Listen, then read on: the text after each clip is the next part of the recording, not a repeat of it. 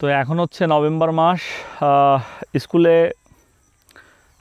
মানে বেশিরভাগ স্কুলে এখন পরীক্ষা 1 থেকে ক্লাস 10 পর্যন্ত।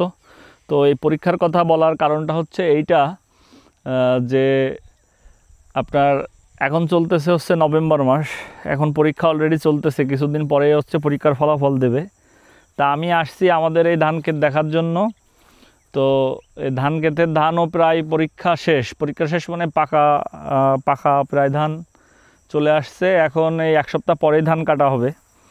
তো আমি যদি এখন বড় হয়ে গেছি, আমি আমার বাবারে উদাহরণ দিয়েই বলতেছি, এই যে ধান কাটার জন্য কৃষকরা এখন আসবে, ধান লাগানো থেকে শুরু করে এখন অবধি আমার বাবা মোটে না হলেও অন্তত 20 দিন এই বিলে আসছে, ঝড় বৃষ্টি যাই হোক না কেন সে ধান দেখতে আসছে। বৃষ্টি হলে জলসায় দেওয়ার জন্য আসছে, পোকামাকড় লাগলে কীটনাশক দিছে, ইঁদুরে কাটলে ওষুধ দিছে, গাছ বড় না হলে সার দিছে, এরকম অনেক কিছু করছে।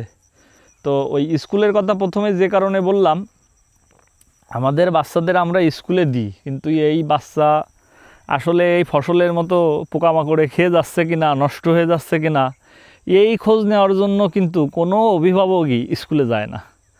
কোনো অভিভাবক বললে ভুল হবে, বেশিরভাগ অভিভাবকই স্কুলে যায় না। আমাদের সময়ও অভিভাবক মিটিং হতো স্কুলে, তো সেখানে দেখা যাচ্ছে আমার বাবা হয়তো ওই 5 দিন ডাকলে 1 দিন যাইতো কি যাইতো না।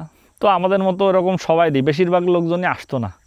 কিন্তু আমি মনে করি এই যেরকম ফসলের যত্ন নেওয়া হয়, এই কৃষকের কিন্তু এই ফসলগুলো খুবই যত্নের, মানে খুবই বলতে খুবই যত্নের।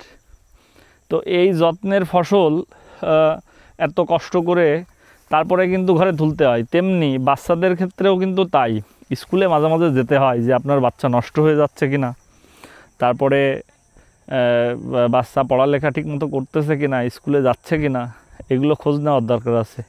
শুধু এই বিলে ফসল ফলালে হবে না, স্কুলেও যে খোঁজ নিতে হবে। কিছুদিন বাদেই পরীক্ষায় যখন রেজাল্ট খারাপ হবে তখন কিন্তু আপনার খোঁজ হবে যে না, ও পড়ালেখা করে না। কিন্তু আসলে সে 365 দিনের ভিতরে যে স্কুল যে কয়দিন খোলা থাকে, বেশিরভাগই তো বন্ধ থাকে, তো সেই খোলা সময়ে কয়দিন সে স্কুলে যায় এটা আসলে কিন্তু খবর নিয়ে দেখার দরকার আছে।